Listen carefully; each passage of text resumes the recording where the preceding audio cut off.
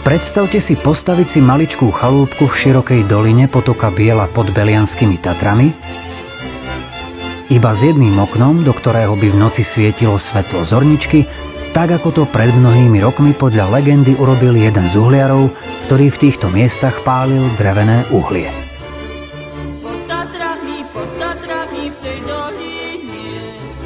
V druhej polovici 16.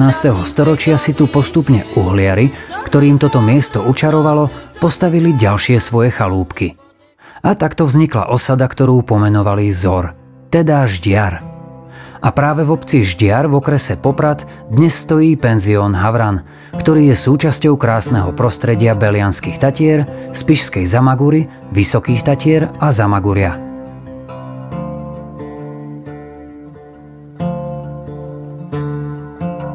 Od nás máte všade blízko. Sme situovaní priamo v centre obce Ždiar s východiskovými trasami hneď od penziónu do Belianských Tatier a Spišskej Magury.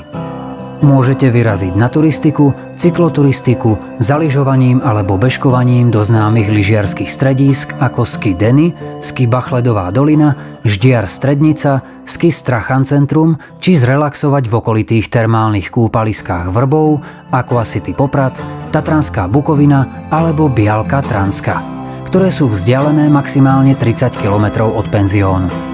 Penzión Havran je výborné miesto pre strávenie letnej a zimnej dovolenky, víkendového pobytu, organizovanie rodinných osláv a firemných akcií.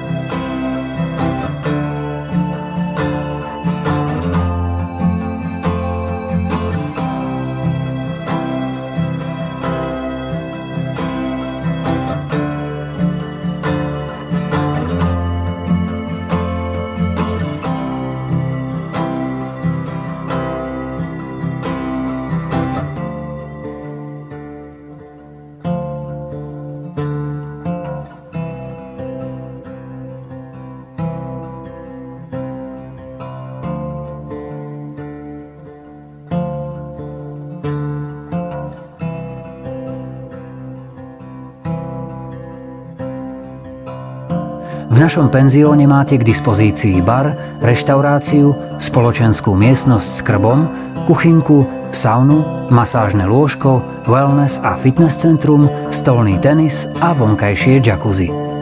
Veľký dvor s terasou a grillom je ideálnym miestom pre deti na rôzne hry vonku na čerstvom vzduchu. Čakajú tu na vás komfortne vybavené izby s balkónom, vlastnou kúpeľňou so sociálnym zariadením, televízorom, satelitom, chladničkou a bezdrôtovým pripojením na Wi-Fi. Vaše auto si v kľude a pohodlí odparkujete vo dvore penziónu. Ubytovaným hosťom poskytujeme aj rôzne zľavy, a to napríklad na vstup do Aquacity Poprad, zľavu na lyžiarske vleky aj na požičanie lyží.